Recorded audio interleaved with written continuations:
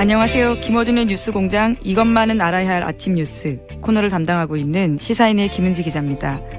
박근혜 정부 시절 문고리 3인방으로 불렸던 이재만 안봉근 전 비서관이 국정원의 특수활동비를 받은 혐의로 구속됐습니다. 특히 이재만 비서관의 진술이 눈에 띄는데요. 박근혜 전 대통령 지시로 국정원 돈을 받았고 이를 통치자금으로 사용했다라고 합니다. 그렇기 때문에 박근혜 전 대통령의 비자금 수사도 불가피해 보이는데요. 과연 그 돈으로 뭘 했을까요? 사익 추구 일원도 하지 않았다라고 끝까지 주장하고 있는데요. 그 끝이 어딜지 정말 혼미해질 지경입니다. 그렇기 때문에 더욱더 촛불의 소중함을 느끼게 되는데요. 지난주가 촛불 1주년 기념이 있었습니다. 정말 촛불이 없었더라면 아직도 박근혜 전 대통령이 현직이었을 거고 이와 같은 의혹을 제기하는 사람들은 모두 탄압받았을 겁니다. 진실은 가까이 가지도 못한 채 밝혀지지 않을 가능성이 클 텐데요. 새삼 촛불에게 고마운 이번 주입니다. 11월 4일 뉴스공장 주말특근 지금 바로 시작하겠습니다. 네, 지난 한 주 김어준의 뉴스공장 제대로 가동됐습니다. 그야말로 최고의 뉴스들을 쭉쭉 뽑아냈는데요. 그래서 제작진들이 주말특근 인터뷰 고른다고 정말 힘들었다라고 합니다. 그래도 지금까지 들려드릴 이분 인터뷰 같은 경우에는요. 제작진의 만장일치로 선정됐습니다. 주말특근 첫 순서 도올 김용옥 한신대 석좌교수 인터뷰입니다. 10월 30일 월요일 3부에 방송됐는데요. 다시 한번 들어보시죠.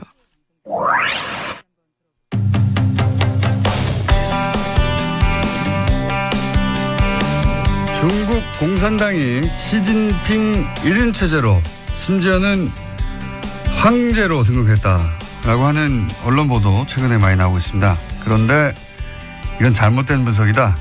잘못된 해석이다. 이렇게 말씀하시는 분 오랜만에 저희 스튜디오에 다시 나오셨습니다. 도올 김용호 선생님 나오셨습니다. 안녕하십니까? 아유, 반갑습니다. 안녕하십니까 선생님. 네. 지난주에 CBS 김현정의 뉴스쇼에 나오신 걸 듣고 우리가 한 말 늦었다. 모시려고 했는데 거기를 먼저 나가셨더라고요. 선생님. 섭섭하고. 좀 먼저 불러주지. 맞습니다. 저희가 잘못했습니다. 네. 자, 그렇지 않아도 저희가 이거는 선생님을 모시고 얘기를 들어봐야 되겠다. 중국 이야기는 네. 전문가시니까. 그리고 시진핑에 대해서도 여러 차례 말씀하셨잖아요. 네. 네. 그래서 방송 한번 하셨지만 시간이 그렇게 길지는 않았기 때문에 네네. 저희가 또 한 번 모시고 좀 더 한 발쪽으로 옆으로 갈 수 있겠다 싶어가지고 모셨습니다. 우선 저는 이거부터 여쭤볼게요. 그 시진핑 관련해가지고 황제 대관식이다. 그 외신들도 그렇게 많이 보도합니다. 예, 대관식이다. 그리고 뭐 격대 지정이라고 하나요? 5년 미리. 예, 5년 미리 그러니까 바로 다음이 아니라 그 다음 그 후계자를 미리 지정해 놓고 시작한다. 네. 예, 그런 전통이 있는데 이번에는 그렇게 안 하는 거 보니까 향후 10년간 시진핑이 해먹으려고 하는 거구나. 이제 뭐 사실상 전통도 다 깨고 황제가 됐다. 이런 보도가 많이 나왔잖아요. 우선 그거 잘못된 해석이다. 그거 왜 그렇습니까? 거기서부터 시작해야 될 것 같아요. 저도 기사를 읽다가 그런가? 이렇게 생각했거든요. 역시 형안이 있으시네. 항상 통찰력이 있으시니까. 근데 그 격대 지정이라고 하는 것은 그 중국의 오래된 전통이고 그것을 시진핑이 계속 했어야 됐다. 이런 전제가 있는데. 그렇죠. 네. 그 전제가 우선 틀린 거죠. 전제부터 틀렸다? 네. 이 격대 지정이라는 것은 중국 현대사에서 단 한 번의 사례밖에 없습니다. 그것은 등소평이 당시의 정황에서 이 문제를 해결해 나가는데 개혁 개방을 강력하게 추진하기 위해서는 강택민과 같은 상해파의 테크노크라트가 필요하다. 그래서 그 사람을 후계자로 지목을 하면서 근데 이 사람은 상당히 권력 의지가 강하고 그 패거리 의식이 강하기 때문에 주변에 떨거지들이 콱 둘러쌀 거다. 그러면은 중국이 위태롭다. 그래서 굉장히 그런 성향에 반대되는 인물로서 자기가 믿을 수 있는 누구야, 후진타오. 호금도라는 인물을, 그 다음에는 네가 10년 해먹고 그거 끝난 다음에 반드시 호금도로 해라. 해가지고 그걸 격대 지정이라고 그랬는데 네. 그거는 이거 한 사례밖에 없어요. 그래요? 왜 그러냐면 그 다음에 시진핑이 올라올 때는 격대 지정이고 아무것도 없는 상태에서 예. 시진핑은 그냥 올라온 거예요. 예. 이 소위 말해서 강택민 상해파와 이 호금도 후진타오. 예. 후진타오 공청단 이 안희성 사람인데 안희파들 뭐 이래가지고 그 사이에서 서로 견제할 때 하다가 엉뚱한 전혀 그 물망에 없었던 인물이 갑자기 튀어오르게 된 거예요. 아 그러니까 두 파를 견제시켜서 네. 격대 지정이라는 게 오랜 전통이 아니라 네. 유파가 계속 집권하게 되면은 이제 문제가 생길 것 같으니까 네. 미리 정반대파를 지목해 뒀고 지목해도 없고. 그게 첫 번째 사례일 뿐 그 이후로는 이런 전통에 의해서 계속 굴러간 게 아니다. 아니죠. 그래서 시진핑이라는 사람은 격대 지정과 무관하게 계파 간의 이 밸런싱의 문제로 갑자기 이상하게 튀어올라가지고 된 사람이에요. 이쪽 파도 아니고 저쪽 파도 아니고. 저쪽 파도 아니고. 그리고 파도... 양쪽 파를 자기가 된다면 다 졌거든요. 어떤 의미에서. 그러니까는 이 5년 동안에 이 사람은 굉장히 피눈물 나는 노력을 했고 그 5년간의 결실 이후에 사실은 격대 지정할 이유가 없는 거죠. 왜냐하면 자기가 원하는 그러한 정책을 강력하게 밀기 위해서는 또다시 황태자를 만들면 이건 구식이란 말이죠. 그거는 봉건적인 그 지정 방식이거든요.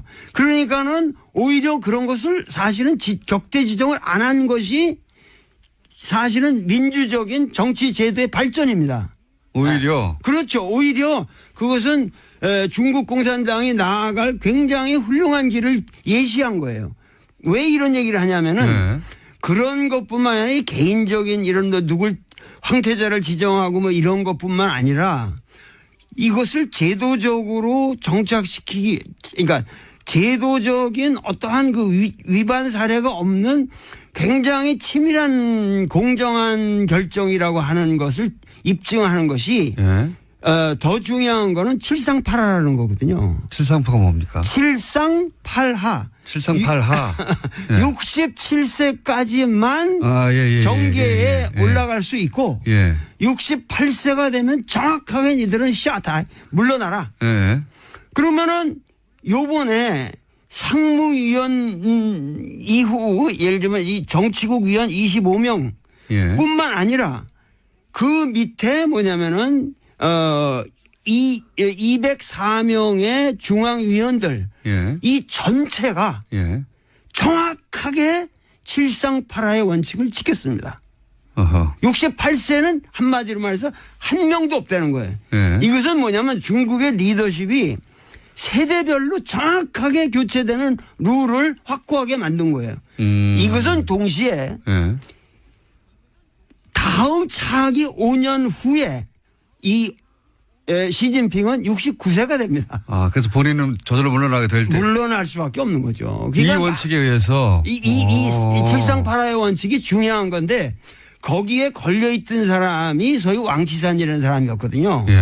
그런데 68세가 올해 됐는데 그 사람을 갖다가 중앙기율위원회 소위 말해서 부패청산에 가장 앞섰던 사람이고 이 사람이 계속 갈 거다. 그러면은 이게 황제 권력을 만드는 거다 이랬는데 그 원칙도 깨지고 그 사람이 스스로 물러났어요. 깨끗하게 물러나고. 그래서 중국 지금 정치인은 우리가 생각하는 거하고 달리 어떠한 제도적인 원칙에 의해서 그 공정한 게임을 갖다가 계속 해나가고 있다는 거예요. 그러면은 후진타오가 격대 지정을 안 했지만 67세라는 원칙을 이번에 스스로 지켰기 때문에 그렇게 지켜서 인선을 했기 때문에 자기는 다음번에 자동으로 올려서 자기가 이제 사라질 거를 지금 예언한 것과 마찬가지로. 예언한 거죠. 그 자기가 나는 내가 1인 독재 이런 거 관심 없다. 계속 젊은 세대가 정치 교체를 해 나가려면 그냥 나이로 자르면 된다. 그렇죠. 이런 원칙을 천명한 것이지 꼭 그러니까 황제가 안 되겠다고 한 것이다. 이게 거꾸로. 거꾸로 안 되겠다고 한 것이죠. 그러면은 지금 시진핑이 지금 청년을 말했고 또 동시에 신세대 중국 특색 사회주의라고 주장했는데. 그런 말씀까지 다 아시네. 대단한 거예요. 이게 굉장히 이상한 말이거든요. 신세대 중국 특색 사회주의. 신시대. 신시대. 근데 신시대 중국 특색 사회주의. 이거 시진핑에게 무슨 사상이 있냐? 네. 사람들이 자꾸 묻는데 시진핑은 뚜렷한 사상이 있어요. 어떤 게 있습니까? 뭐냐면 이번 전체 여기 3시간 반의 연설을 치밀하게 분석해 보면 놀라운 게 있습니다. 무슨 얘기냐면은 공산주의라는 것은 우리가 이론적으로 여기 다 아시겠죠. 뭐냐면 역사를 이 발전적으로 보는 거 발전 단계로 보는 것이고 그리고 그 역사가 그 변주법적 발전을 하는 가장 추동력이라고 하는 것이 소위 말해서 생산력과 생산 관계의 모순이라는 거란 말이에요. 네, 마르크스의 주장이에요. 네, 마르크스의 주장에 그래서 그것이 생산 양식을 형성하는데 그게 하부 구조를 이루고 거기서 이제 상부 구조가 놀아난다 이런 얘기인데 이 사람은 완전히 그런 구태연한 틀을 깼어요. 그러면 중국의 진정한 주요 모순은 뭐냐? 맨날 우리나라 주요 모순 그 논쟁이 있잖아요. LA NLPD, PD 이런 거. 근데 이 사람의 중국 사회의 주요 모순은 국민들의 아름다운 삶, 美好的生活, 아름다운 생활에 대한 열망. 그 아주 표현이 절묘해. 아름다운 생활에 대한 열망과 이 불균형의 엉터리 여태까지 발전 사이의 모순이 주요 모순이다. 그러니까는 그 아름다운 생활, 삶을 향한 국민들의 열망이라는 건 뭐냐? 양극화를 그렇게 표현한 겁니까? 그렇죠. 참 샤프하시네. 뭐냐면 여태까지는 이 등소평 이래 개혁개방 30년의 모든 그 모델은 선부. 특정한 놈, 흥묘백묘로 해가지고 어떤 놈이든 돈 많이 벌어라. 그럼 우리가 인정해줘 지원해주겠다. 그러면 거기서 꼼꼼을 떨어지는 거 분배한다. 이런 선부론이 중국을 망쳐왔다는 거예요. 그래서 이 선부론을 이제는 뭐냐면 공부, 공유한다는 공산주의의 공짜로 공부론으로 바꿔야 된다. 그리고 공향, 그 모든 부를 같이 국민들이 향유해야 된다. 그리고 국민이 주체가 돼야 된다. 단, 이 국민이 주체가 되도록 만들기 위해서는 중국의 현실상, 그게 중국 특색이라는 거예요. 중국 공산당의 영도력을 무시하면 안 된다. 근데 중국 공산당의 영도력을 강화시키려면 가장 방해 요소가 인간의 허약성. 뭐냐면 부패다 이거 부패. 그래서 중국 공산당의 영도력을 강화시키기 위해서는 중국 공산당을 쳐야 된다는 거야. 이놈들이 전부 부패해가지고 국민들의 그 신망을 얻지 못하기 때문에 중국이 여태까지 난항해왔다. 그러면 이 난항해온 이 중국을 바로잡기 위해서 부정한 현실을 정자정야 정치라는 것을 오로지 바로잡는 것이고 내가 10년 동안 할 거라고 하는 것은 실제로 이러한 잘못된 것을 바로잡는 것밖에 없다. 그래서 뭐냐면은 종연 질당 뭐냐면 종엄치당이라고 그러지. 당은 엄격하게 다스린다. 그러니까 중국식 그 사회주의를 할 텐데 그래서 이제 당이 이끄는 개혁을 계속 해 나갈 텐데 그런데 지금까지는 당이 썩어가지고 소위 이제 인민들의 삶이 양극화되는 걸 막지 못했다. 막지 못할 거죠. 그러니까 당을 쳐서 당을 굉장히 깨끗하게 만들고 그 역할을 당이 계속 해 나가도록 하겠다 뭐 이런 거네요. 그러니까 우리나라도 지금 문재인 대통령도 내가 얘기하는 거는 이 사회의 적폐가 아니라 정의롭지 못한 이 사회의 구조를 정의롭게 바꾸는 작업을 하는 것이고 네. 그 작업에 있어서는 가차없이 단호하게 철저하게 끝까지 남김없이 다스까지 다스까지. 다 처단해야 한다고. 다 처단해야 한다고. 다스까지. 특별히 좋아하시네. 난 다스가 뭔지도 모르고 내 얘기를 했는데. 갑자기 예 시진핑에서 다스까지 오셔가지고. 알겠습니다. 어떤 의미에서는 그 문재인 대통령과 맥이 닿는 부분도 있습니다, 그죠? 그렇죠. 네. 그 문재인 대통령을 우리가 소득주도 성장이라든가 지금 정책 방향하고 그런 것을 저기 했는데 이 소위 말해서 이 중국 특색 사회주의의 네. 그 오위일체라는 게 있어요. 이 사람 오위일체. 사상 오위일체. 기독교에서는 삼위일체라고 그러잖아요. 네.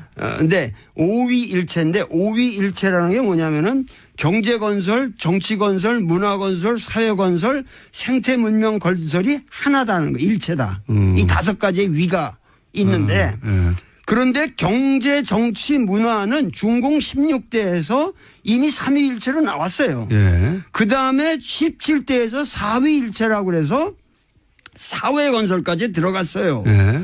그러면 경제는 부유하고 정치는 민주해야 되고 문화는 번영해야 되고 사회는 공평해야 된다. 이게 지금 17대까지 나왔는데 이번 19대에 5위일체가 들어갔는데 환경이 나왔네요. 거기에 생태 문명 건설이라는 게 들어간 거예요. 그러니까 뭐냐면 시진핑의 사상은 생태 문명 건설이에요. 지금 뭐냐면 예. 국민들의 삶을 아름답게 이 사람은 무슨 얘기까지 하면 매일이 사회주의 그러니까 아름다운 사회주의를 해야 한다는 거예요. 여태까지 사회주의는 그냥 평등이라는 그런 명목하에서 썩었다는 거예요. 이 막스 레닌주의를 암암리 까는 거예요. 뭐냐면 이제는 아름다운 사회주의를 해야 되고 그다음에 매일이 덕고자 그러면서 아름다운 국가를 만들어낸다. 그렇게 해서 전인적인 국민 모두가 전인적인 발전을 해야 된다. 이런 식의 레토릭이 대단하거든요. 아하. 사실 중국이 최근에 각종 그 환경 부담금 국제적인 많이 내고 미국이 트럼프가 빠져나가는 자리를 중국이 막 메우고 있어요. 메우고 있어요. 예. 그게 근데 그런 데서 나온 거군요. 실제로 예. 중국은 이 태양광 발전에 있어서 세계 제1위를 맞습니다. 기술 면에서도 제1위를 달리고 있고 여러 가지 면에서 지금 뭐냐면 도시 계획도 뭐냐면 지금 아까 그 후춘화 같은 경우도 얘기지만은 그 사람의 그 잘못된 것이 뭐냐면은 그 사람의 몽골 비서 당서기를 할 적에 그 예를 들면 3만 명이 사는 지역에 10만 명이 사는 그냥 뭐 그 아파트를 지고 막 이런 식으로 예. 무자비한 개발들을 했단 말이에요. 그러니까 예. 이 사람은 지금 중국의 문제는 이런 무분별한 개발에 있고 그래서 이거를 막아야 된다는 거예요. 그리고 토지 관리라든가 그리고 특히 중국은 아직까지 농촌 인구가 30%나 됩니다. 그러면은 이것에 의한 중국의 농촌을 살리지 않으면 중국이 미국이나 이런 거랑 앞으로 그 대항할 때 중국의 특색이 없어진다는 거예요. 중국의 모든 자본주의적 모순을 사실은 중국의 농촌이 쿠션을 받아준 거예요. 그렇기 때문에 이 환경 문제를 앞으로 이 도농 간의 격차라든가 이런 문제를 해결하지 않으면 이것은 우리가 지금 민족의 위기를 맞이한다. 그래서 이러한 근본적인 그러니까 공산주의의 원래 평등관이라고 하는 것을 이 사람은 생태 문명이라는 말로 바꿨어요. 굉장히 세련되게 변화. 세련됐죠. 그런 변화가 지금 막 일어나고 있다. 네. 중국이 실제 그랬고 또 실제 이상으로 더 씌워진 이미지가 이게 환경을 오염하고 네. 뭐 단기간에 급속도로 발전하면서 뭐 우리한테도 그 미세먼지도 중국의 주역이라고 하고 네. 등등 전 세계적으로 중국에 대한 이미지는 싸고 저렴하고 더럽고 오염돼 있고 이런 거잖아요. 이거를 근본적으로 뒤집겠다고 지금 나선 거네요. 말하자면. 그렇죠. 앞으로 5년 동안 여태까지는 자기가 그 소위 말해서 이 종엄치당 그 당내의 부패 그리고 더 큰 것은 군대 내 부패였어요. 그래서 군대를 과감하게 축소시켰잖아요. 별들이 우르르 날아갔어요. 그래가지고 그 군대를 축소시키면서 실제적으로 강군몽이라고 이 사람이 처음 등장해서 중국몽이라고 중국어몽. 근데 거기에 강군몽이라는 게 있었단 말이에요. 근데 이 강군몽이라는 걸 실현했어요. 과거보다 엄청나게 지금 군사력이 증가했습니다. 근데 거기에 가장 중요했던 건 뭐냐면 군대가 중국에서는 이 기업 같은 걸 많이 가지고 있었거든요. 여기서 생긴 부패를 아주 과감하게 척결했습니다. 그래서 하여튼 중국에서 고위 관료라고 그럴 수 있는 사람이 여태까지 매일 500명 이상씩 목이 잘려 나갔어요. 매일이요? 매일 500명. 그러니까 우리나라는 너무 이게 지금 처단이 안 되고 있는 거예요. 오히려. 네, 우리나라는 훨씬 중국보다 아주 느슨합니다. 중국은 당이 하나니까요, 뭐. 당이 하나니까 그게 그러니까 그 말이 무슨 얘기냐면 당이 하나라고 하지만은 그 안에는 수없는 계파가 있어서 민주적인 밸런스가 있고 단지 뭐냐면 당의 영도력을 가지고 바른 일을 해 나가는 것이 그것이 중국 특색이라는 거예요. 중국 특색 사회주의라는 건 우리는 자본주의적 방식을 도입해 가지고 지금 여태까지 여기까지 왔지만 여기서 더 이상 서구식으로 흘러서는 안 된다. 어떻게든지 이 당의 주도권을 우리가 놓치면 안 된다. 그러니까 여태까지 뭐 료샤오퍼라든가 이런 사람도 훌륭한 분이고 노벨상도 받고 그랬지만 그분의 문제는 너무도 모델이 단순하게 서구 자유주의였다고. 그러니까 국민들에게 설득력이 부족했던 거예요. 그러니까는 이러한 문제들을 감안해서 이 시진핑은 고민이 있는 거예요. 우리가 지금 이 시점에서 이 세계 인류 평화를 위해서 우리가 할 수 있는 일이라고 하는 것은 중국 공산당의 영도력을 살려가면서 어떻게 하면은 생태 문명을 건설하고 그야말로 메이하우드 정말 아름다운 국민들의 삶을 보장하느냐. 미국을 넘어서는 중국을 만들고 싶은 거네요, 말하자면. 그러니까 과거에는 우리가 과거에는 중국과 미국의 모든 우리가 우리가 미국하고 한국을 생각해도 항상 나도 왜 미국 유학을 갔겠어요? 왜 내가 하버드니 이런 걸 그렇게 쳐다보고 그 가서 고생을 했겠어요?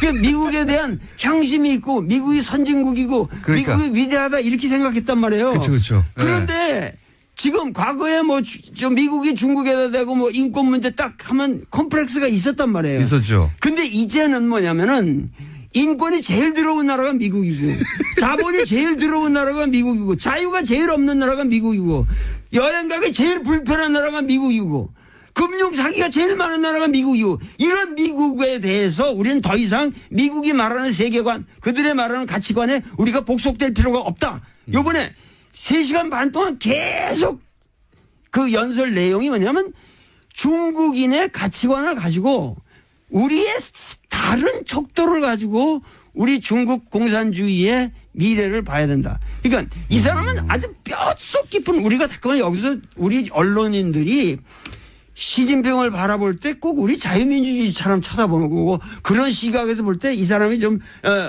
삐딱하게 나간다 이렇게 본다고. 시진핑은 뼛속 깊이 빨갱이에요. 공산주의라고 소신 있는 공산주의자고 어려서부터 공산주의자로 컸고 그 공산주의적 신념을 우리는 놓치면 안 된다는 거예요. 그러니까 알겠습니다. 우리가 이걸 조심해야 됩니다. 이거 짧은 시간 열강이었습니다. 일단 박수 한번 치고 저 혼자. 들으시는 분들도 박수 치고 있을 거라고 봅니다. 선생님. 듣다 보니까 한 달에 한 번씩은 나와주셔야 될 것 같아요. 맞아. 너무 오랜만에 나오니까. 얘기가 많지. 듣고 싶은 얘기는 많은데 시간은 부족하고. 글쎄 말이에요. 선생님 한 달에 한 번씩 나와주시죠. 생각해 봅시다.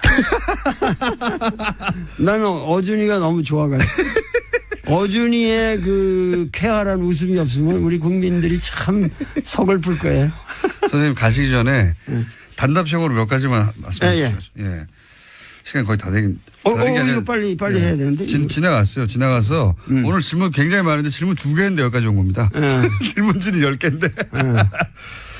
트럼프는 어떤 사람입니까? 간단하게 얘기하면 좀 시간은 지났는데 짧게 해주시면. 트럼프는 훌륭한 사람이죠. 왜냐하면은 미국의 진정한 모습을 네. 아주 솔직하게 보여주는 그건 위대한 리더예요.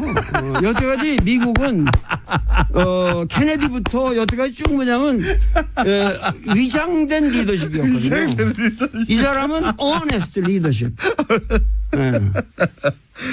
지금 미국의 수준을 그대로 드러내는 것이다. 그렇죠. 네. 미국이 원래 그런 나라예요. 네. 아유, 이거 참 중요한 얘기가 너무 많고. 그러니까요. 저희 질문 2개 하다가 오늘 끝났어요. 네. 뭐 한마디라도 더 물어볼 거 없어요? 선생님, 시간이 다 돼가지고요. 네. 그리고 오늘 이렇게 끝나셔야지 다음 주에 저희가 또 오실 수 있어요. 예, 아유, 그렇습니다. 예. 다음 주에 나오시는 것으로 그럼. 지금까지, 도올 김용호 선생님이었습니다. 감사합니다. 네, 감사합니다. 1부입니다, 이게. 네, 도울 선생님의 인터뷰의 반응이 정말 폭발적이었습니다. 심지어 방송 다음 날에도 문자가 이어졌는데요. 양민아님 같은 경우에는 방송 이틀 지나고 문자 주셨는데 도울 선생 고정 코너 만들어달라라는 거였습니다. 또 4280번님 같은 경우에도요. 출연료를 대폭 인상해서 도울 선생님 고정 출연하게 합시다라는 의견 주셨는데요. 라디오 방송이다 보니까 출연료가 적은데 아무래도 그런 점들을 염두에 두신 것 같습니다. 많은 분들이 도울 선생의 재출연 기다리실 텐데요. 주말 특근 애청자들에게만 살짝 정보를 드리자면요.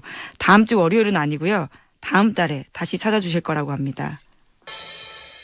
지난 국정감사 직전 새롭게 시작된 코너가 있습니다. 국민의당 박지원 전 대표의 고정 코너인데요. 4주 만에 정점을 찍었다고 합니다. 지난 2달간 주말 특근에 매번 소환되던 노회찬 대표의 노루가즘을 누르고 주말 특근 2번째 순서로 뽑혔는데요. 지난 11월 2일 목요일 3부에 방송된 박지원 전 대표의 아직은 이름 없는 코너 다시 한번 들어보시죠.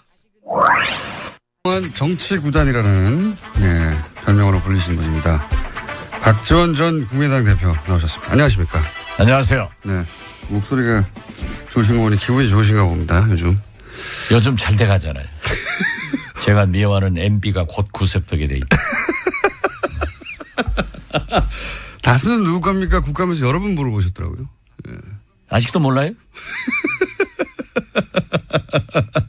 해벌리 PC는 누구 겁니까? 최순실 거죠. 예. 예. 그건 안 해. 네. 다스는 누구 겁니까? 이 MB 거라고 지난주에 말씀하셨죠. 예. 자기 더 고소 안 달려. 다스는 MB 겁니다. 해벌리 PC는 최순실 거고. 예. 시원시원하게 말씀해 주시고. 옛날 나라는 박근혜 거고.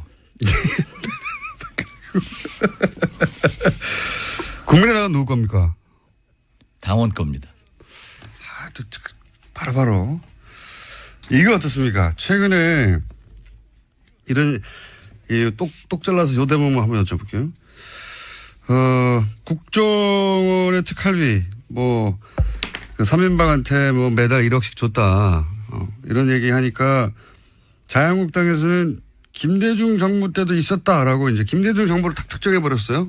근데 김대중 정부 때 있었던 일이라면 대표님이 모를 수 없지 않습니까? 예. 비서실장도 하셨는데. 요거는 어떻게 생각하세요? 분명한 것은 박정희, 예. 전두환, 예. 노태우, 김영삼 정부에는 있었어요. 제가 청와대에 들어가니까 제가 공보수석이었는데 예.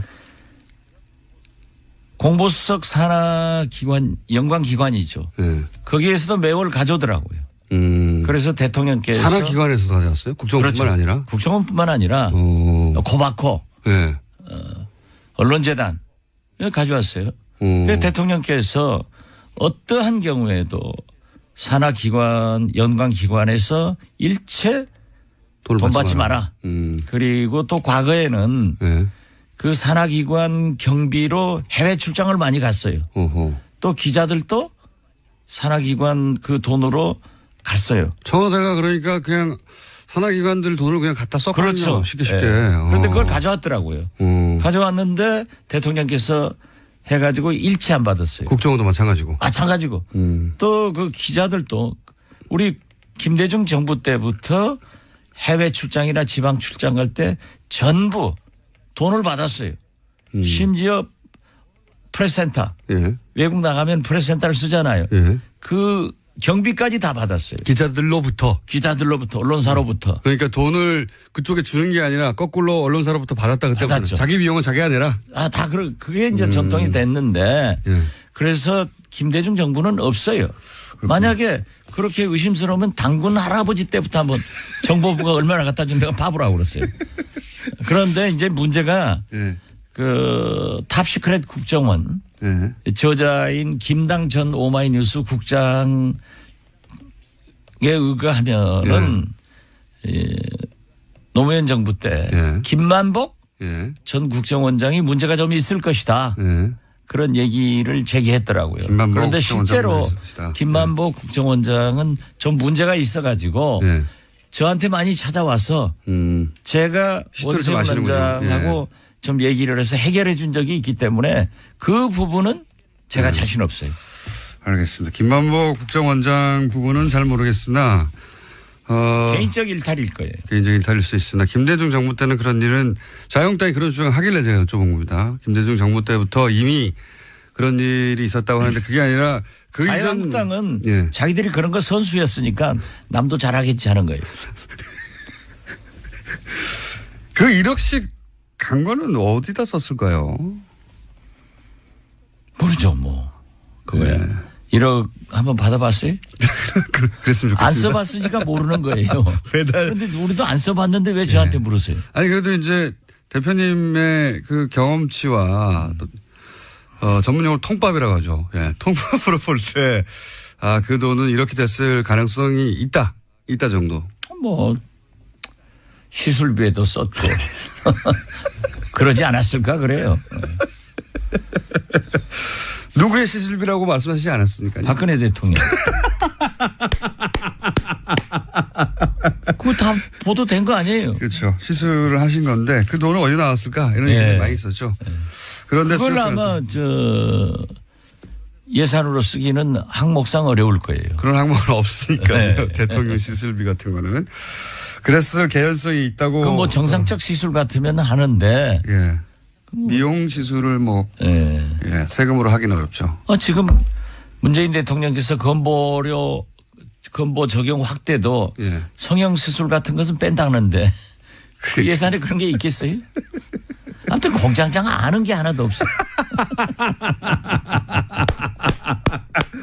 오늘 컨디션 좋으십니다. 이거 어떻습니까?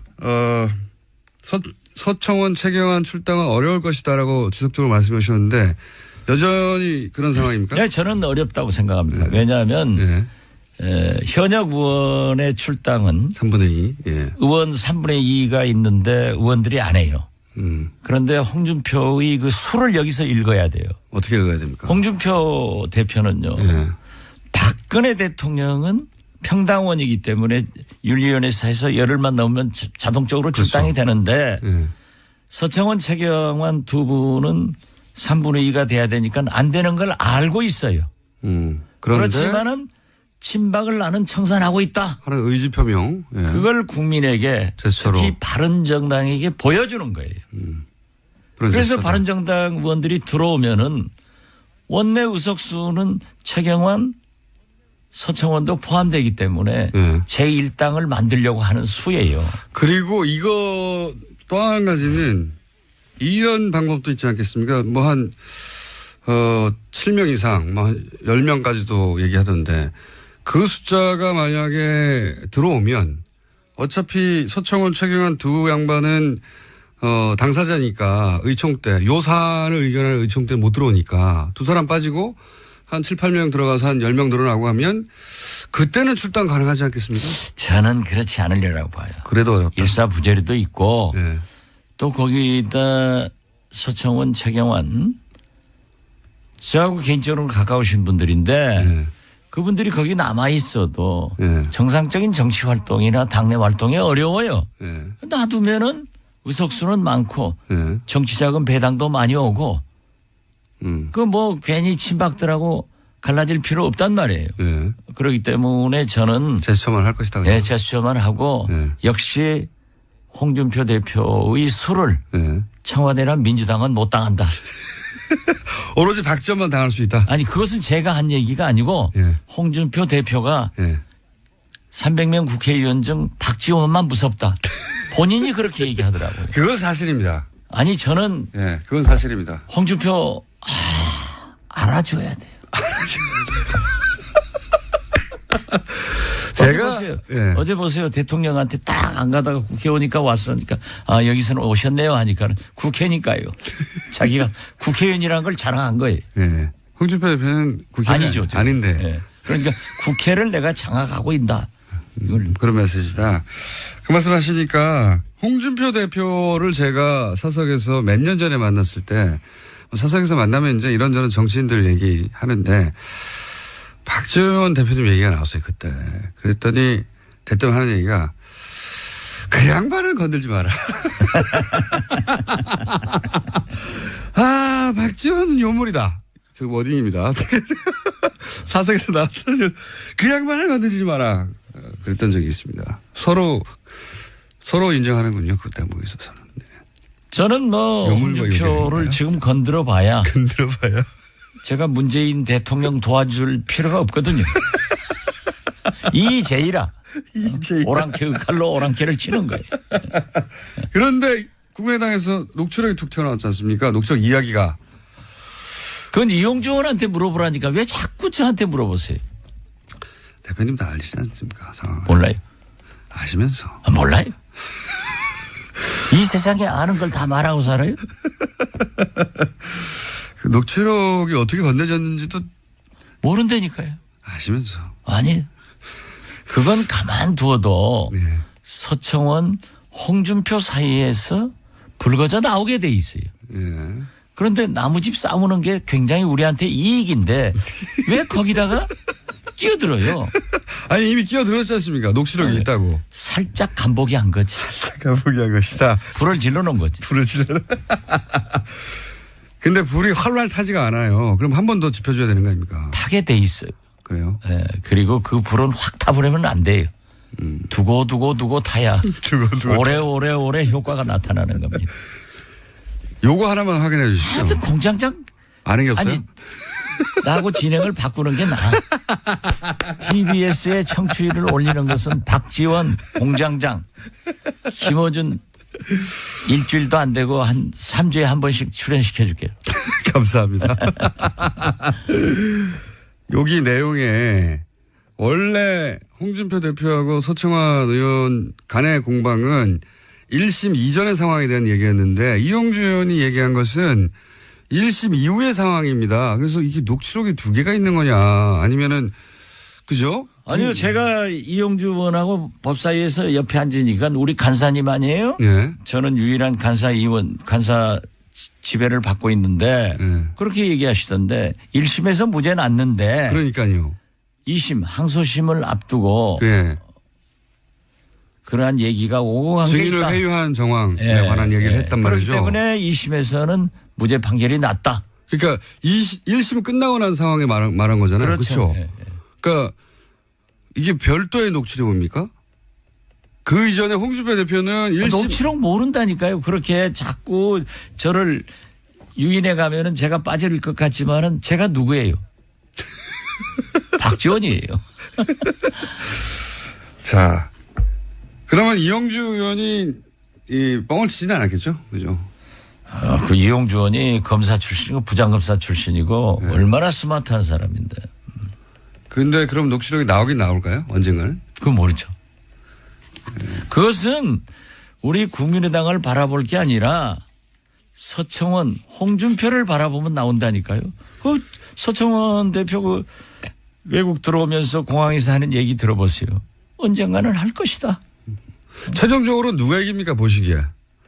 서청원 대 홍준표. 서청원이 이기죠. 아 그렇게 보십니까? 네. 왜냐하면 이 그러니까 녹취록 예. 홍준표가 그 절대 그 이상 확전 안 할 거예요. 여기서 이긴다는 의미는 서청원 의원은 계속 당에 남고 홍준표 대표의 어떤 지도 아니 그 발언에 대해서 그 발언 예. 녹취록 이 배틀에 있어서는 적어도 서청원 그렇죠. 대표가 이길 것이다. 나는 그렇게 봐요. 녹취록 내용을 아시는군요. 몰라요. 아시면서. 언론에 나오는 얘기만 봐도 알고 예. 그 박찬종 예. 전 의원. 선배 예. 그 의원이 아주 그 재밌는 얘기를 하더라고요. 그분이 보통 분이 아닌데 예. 최근에 이렇게 굉장히 옳은 말씀을 많이 하시는데 예. 홍준표 대표가 그 말을 하는데 어쩐지 홍준표답지 않은 표정을 하더라. 녹취록에 관련된 예. 얘기를 하는데 그러면서 예. 냄새가 나는 얘기를 하길래 예. 과연 박찬종도 박찬종이다. 진짜 그 아주 재밌는 표현 아니에요. 미세한 표정 변화를 잡아내서. 예, 아주 그 자신 없어 하더라 하는 말씀을 듣고 박찬종 선배님 진짜 대단하신 분이에요. 네. 그러니까 자신 없어 할 녹취록 내용을 알고 계시다는 얘기네요. 그런 감이 있다는 거지. 그런 감이 있다. 그거 이용주 의원 누가 줬을까요? 모르죠. 아시면서. 몰라요. 아시면서. 오늘 전부 나를 그렇게 아주 전지전능하신 무슨 뭐 하나님 취급하는데 저 모르는 건 많이 몰라요. 바른정당은 어떻게 됩니까? 그럼 남은 바른정당은? 바른정당은 이제 다음 주 예. 11월 중순 전당대회 전까지 13일 전까지. 예, 13일 전까지 갈 사람은 가고 남을 사람은 남는 거죠. 그래서 당헌 교섭단체는 무너지고 예. 제가 볼 때는 집단 예. 혹은 전국적으로는 예. 흡수될 것이다. 한국당으로 많이 갈 것이다. 그렇게 봅니다. 1차 탈당하고 그다음에 추가로 탈당할 수도 있고. 그렇죠. 예. 그래서 결국 남는 사람은 뭐 몇 몇 사람 명. 남겠어요? 한 자리씩 따로 줄어들고. 예. 그럴 경우에는 통합의 대상이 안 됩니까? 국민의당 입장에서는?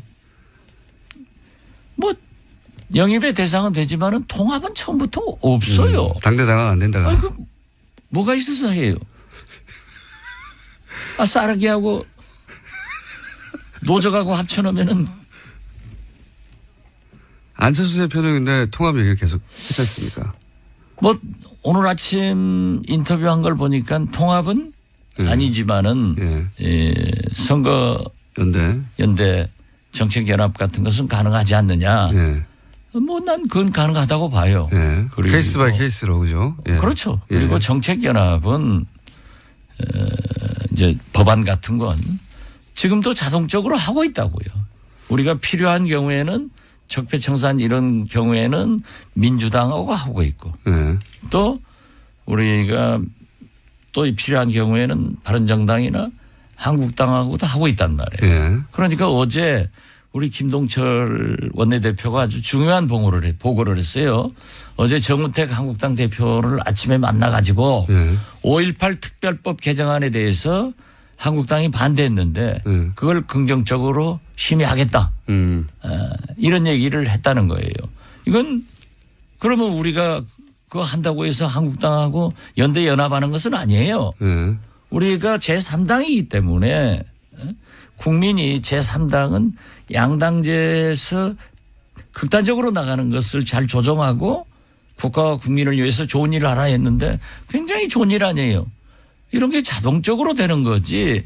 그래서 그렇게 주도적으로 이끌고 나가면 이중대 소리를 안 듣고 나중에 민주당 따라가면 민주당 이중대, 한국당 따라가면 한국당 이중대. 그러니까 선도정당이 되자 이거예요.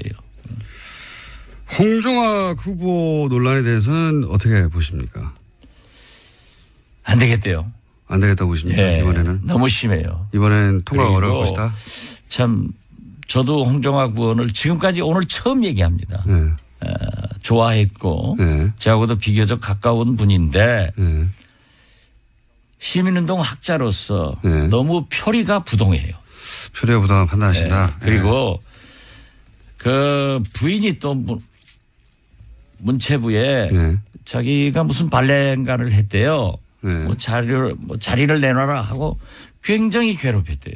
이런 것들이 그런 건들이 있다. 예, 지금 이제 터져 나오는 것 같아요. 뭐 청문회에서 해명할 건 해명하겠지만 어쨌든 지금 현재 상황 저는 네. 문재인 대통령께서 이렇게 높은 지지도, 훌륭한 시정연설 이런 걸 했으면은 그렇게 문제가 되는 있으면은 바로 설득을 해서 자기 자진 사퇴를 하든지 임명 취소를 해주는 것이 훨씬 더 좋은 대통령이지 안 되는 걸 밀어붙여가지고 틀림없이 저는 그럴 것 같아. 청문회에서도 문제가 되면은 그대로 임명 강행해버리면은 오만으로 보이는 거예요. 알겠습니다. 그 사안을 그렇게 보시고. 자, 시간이 거의 다 됐는데. 홍종학 안 된다고 하니까는 공장장 목소리가 확 작아지네. 아닙니다. 네. 시간 실제로 다 됐습니다. 실제로 다 됐는데. 근데, 또 일주일 기다려야 되니까 오신 김에 짧은 질문 단답형으로 두 가지만 더 드리면 유승민 후보의 대선 후보로서의 가능성은 여전히 살아있는 겁니까? 본인. 네. 본인 생각에는 살아있겠죠. 본인 생각에는 살아있겠죠. 안철수 대표의 대선 후보로서의 5년 후의 가능성은 여전히 살아있습니까? 그것도 본인이 강력하게 원하기 때문에. 네. 본인 생각에는. 국민의 생각은 앞으로 4년 후에 어떻게 변할지 모르죠. 그러니까 그리고 그 두 분이 다 어떻게 국민 속으로 들어가서 언행을 하느냐에 달려있지. 그렇긴 한데. 제가 생각하면 제가 해야 되는데. 근데 제 말은 지금까지의 어떤 쌓아온 커리어나 하는 정치적 판단을 볼 때 그 자질로 보아 쉽지는 않을 것 같다라든가 그런 감이 있지 않습니까? 그 감이 대부분 맞잖아요. 예. 그 감을 여쭤보는 거죠. 미래는 아무도 모르지만. 내일모레 만나면 국회에서 뭐라고 하겠어요. 잘 하도록 해야지. 자, 국민의당 박지원 전 대표였습니다. 감사합니다. 네, 감사합니다. 조영광님께서는 박지원 전 대표 장난 아닙니다. 노회찬 원내대표 분발해야겠습니다. 라고 문자 주셨는데요. 조소연님께서는 도올 선생과 박지원 대표 함께 불러봐요. 라는 제안까지 해주셨습니다. 정말 엄청난 내공을 뿜는 자리가 될 것 같은데요. 박지원 전 대표 코너명 아직 없다 보니까요. 많은 분들이 제안해 주셨습니다. 김태환님 같은 경우에는 박지원 의원이 훈장 같은 느낌이 든다면서 정치 서당을 제안해 주셨습니다. 또 0302번님 같은 경우에는요. 박지원 의원이 모든 걸 다 알고 있는 것 같다면서 난 알아요를 제안했습니다. 또 그 밖에 박사모, 박수무당 이런 재밌는 이름들을 보내주셨는데요. 박지원 전 대표 코너 무엇으로 이름이 결정될지 저도 궁금합니다. 이어서 토요일 아침 교통 상황 알아보겠습니다. 다스는 누구 겁니까? 그리고 다스 주식 매입 운동, 그러니까 다주매 운동의 새 이름 플란데스의 개. 여기서 개가 아이가 아니라 여인 거 다들 아시죠? 이와 관련해서 많은 분들이요. 사진과 패러디 그림 보내주시고 계십니다. 기발한 것들이 참 많은데요. 안홍구 전 청장 같은 경우에는 그거 보시고 저한테 굉장히 재밌다면서 보여주시더라고요. 여러분들한테 많은 아이디어를 얻고 있습니다. 뉴스공장 작가들도 청취자 여러분들이 보내주는 사진과 그림을 볼 때마다 집단지성의 힘이 얼마나 대단한지 실감한다라고 합니다. 페이스북 김어준 뉴스공장 페이지에 여러 자료와 재밌는 얘기가 업데이트되고 있는데요. 관심 있는 분들은 찾아오시면 좋겠습니다. 뉴스공장 주말 특근 오늘 준비한 순서는 여기까지인데요. 저는 월요일 아침에 다시 찾아뵙겠습니다. 그리고 마지막 한마디. 그래서 다스는 누구 겁니까?